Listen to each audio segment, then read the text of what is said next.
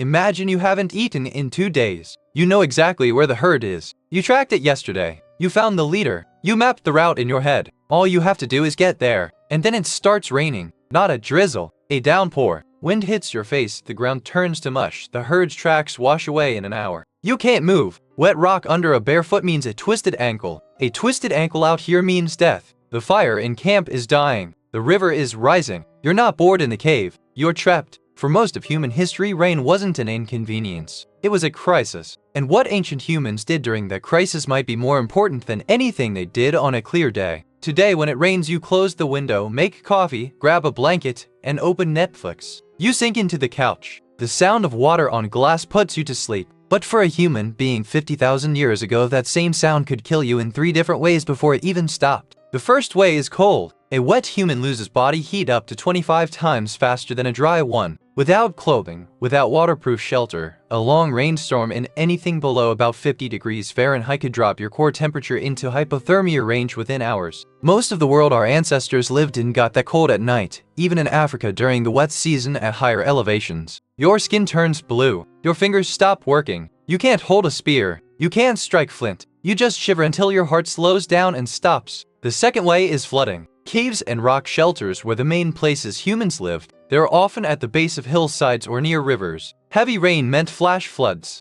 Archaeologists have found layers of flood sediment inside occupied caves. The water came in while people were living there. Some of those layers are thick. The caves were never used again after those floods. You wake up to water rising around your sleeping mat. You grab what you can and run into the storm. Everything you made, everything you stored, gone in minutes. The third way might be the worst. Predators. Rain drove animals into shelter too. Sometimes that shelter was the same cave you were in. There are cave sites in South Africa where human remains and large cat remains are found in the same layers. Some of those humans have puncture marks in their skulls that match leopard teeth perfectly. The leopard came in to escape the rain. So did you. Only one of you left. Rain didn't just make life uncomfortable. It compressed the entire world. Humans, predators, prey, all of them squeezed into the same small dry spaces at the same time. And in the middle of all that, one job mattered more than everything else: keeping the fire going. And here's why that was so terrifying. Before roughly 40,000 years ago, we're not entirely sure how reliably humans could start fire from scratch. There's evidence of controlled fire use going back at least 400,000 years at a site called Kesson Cave in Israel, and possibly as far back as 1,000,000 years at Wonderwork Cave in South Africa.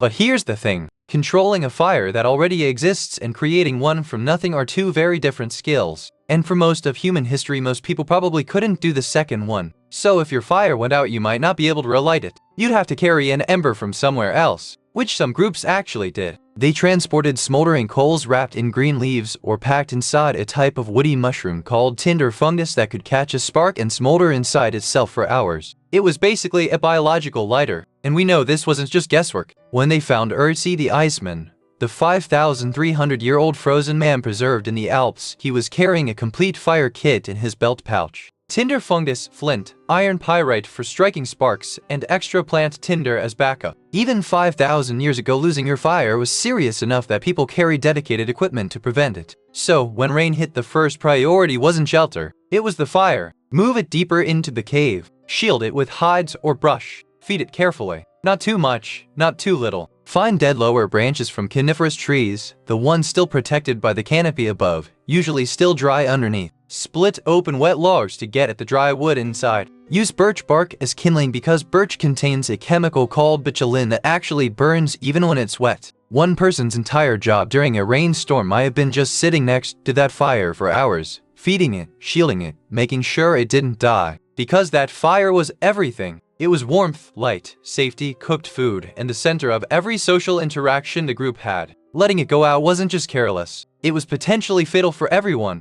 Alright, so the fire is going and you're mostly dry, but you cannot leave. So what do? You make things. The archaeological record is very clear on this. Caves and rock shelters are absolutely packed with evidence of manufacturing. Stone tools in every stage of production. Piles of flaking debris, those tiny chips of rock that fly off when you're shaping a tool, found concentrated in specific spots inside caves. Exactly where someone would sit near firelight and work for hours. But it wasn't just stone tools. At Blombo's Cave in South Africa, archaeologists found a 100,000-year-old ochre processing workshop. Abalone shells used as mixing bowls. ochre ground into powder, bone tools used to stir and apply it. This wasn't basic survival. This was production. Someone sat in that cave probably while the rain pounded outside and manufactured pigment on purpose with a system. They had a recipe. They had containers. They had time. And then you've got bone needles. They start appearing in the record around 61,000 years ago in South Africa and later across Europe and Asia. These are delicate, precise tools with tiny drilled eyes. You don't make a bone needle while you're running from something. You make it when you're sitting still, focused, with hours to spare. Rainy days gave people that time. That needle meant you could sew layers together. You could make clothing that actually fit. You could survive winters that would have killed you before. Now here's where it gets really interesting.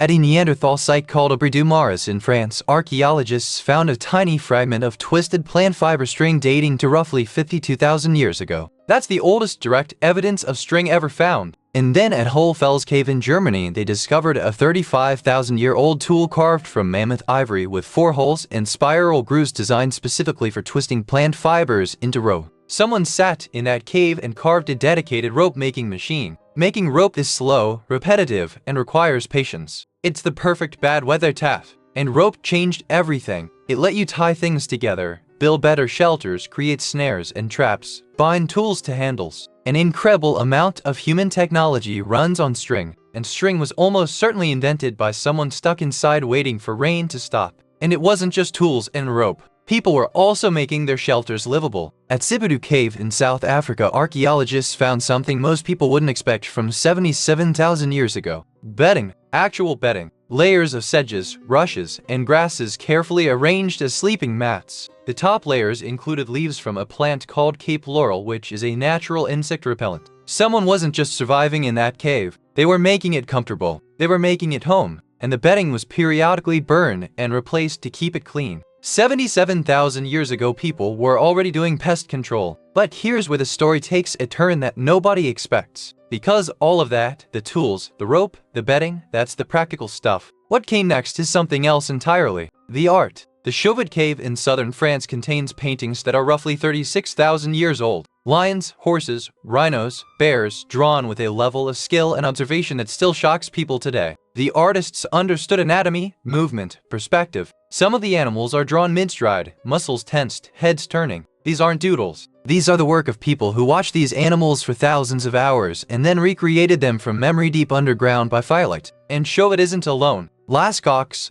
Altamira, Sulawesi in Indonesia, where cave art dates to at least 45,000 years ago, making it the oldest known figurative art in the world. But here's what makes this really interesting. These paintings aren't at the entrance of the cave where you'd sit for shelter. They're deep, sometimes hundreds of meters, and through narrow passages in chambers you'd have to crawl to reach. Someone carried animal fat lamps into total darkness and painted. And think about that for a second. Nobody does that when the weather's perfect and the hunting's good. You do that when you can't go outside. When the rain has been falling for 2 days and you've already sharpened every tool you own and there's nothing left to do but go deeper into the dark and create something. Now, we can't prove that cave art was a rainy day activity, but the logic holds together. The most creative explosion in human prehistory happened in the exact places where people were most likely to be stuck inside for extended periods. And that leads to something even bigger. Rain didn't just create art. It might have created culture itself. Think about it. What happens when 15 to 30 people are forced into a confined space together for days with nothing to do? You talk, you listen, you share information. In 2014, anthropologist Polly Wiesner published a study where she compared daytime conversations and nighttime fireside conversations among the Jahonsi Bushmen in the Kalahari Desert. During the day, people talked about practical things, land rights, resources, complaints. But at night, around the fire, over 80% of the conversation shifted to stories, songs, and ceremonies. The firelight changed what people talked about.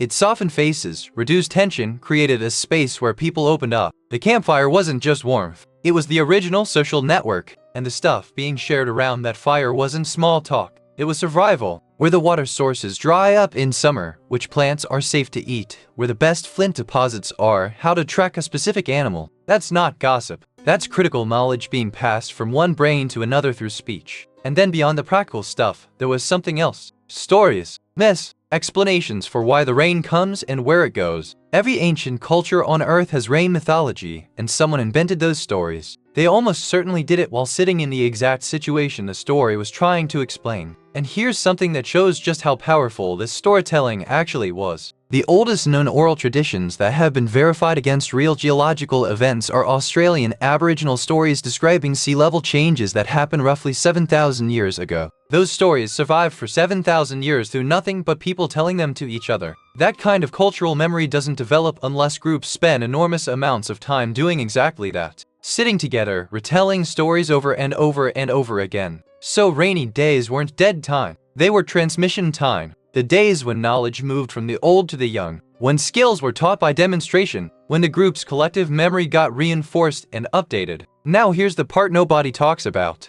Rain wasn't always bad. After a heavy rain, the ground is soft. Soft ground means perfect tracks. Deep, clear, detailed. You can see exactly which animals walked past, how long ago, how fast they were moving. Some of the best tracking conditions in the world come right after rain stops. Rain also meant water. Rock depressions that fill with clean water during rain are found near almost every known prehistoric campsite. But water wasn't the only thing rain brought. Mushrooms and certain plants explode after rain. Tubers are easier to dig from wet soil. Insects come to the surface. A rainy period didn't stop the food supply. It changed it completely. Termites are a perfect example. They swarm after rain in tropical Africa. They're one of the most protein-dense foods available. You don't need tools or weapons. You just pick them up. Early humans almost certainly did the same thing on a much larger scale. So what did ancient humans do when it rained all day? Everything that mattered. They kept the fire alive. They made the tools they'd use for the next hunt. They sewed the clothing that would keep them warm through winter. They twisted the rope that would hold their shelters together. They ground the pigment they'd use to paint animals on cave walls deep underground. They told the stories that would carry survival knowledge across generations. And when the rain finally stopped, they walked outside into soft ground covered in perfect animal tracks and got back to work. Rain didn't slow them down. It gave them time to prepare for everything that came next. Every tool, every piece of clothing, every story, every painting on a cave wall, all of it came from downtime. From the hours and days when they couldn't go out and had nothing to do except sit near a fire and think. Boredom didn't exist for them the way it does for you. Because when you're sitting in a cave with the rain hammering outside and your survival depends on what you make with your hands in the next few hours, you don't get bored. You get creative. And that might be the single biggest reason we are still here.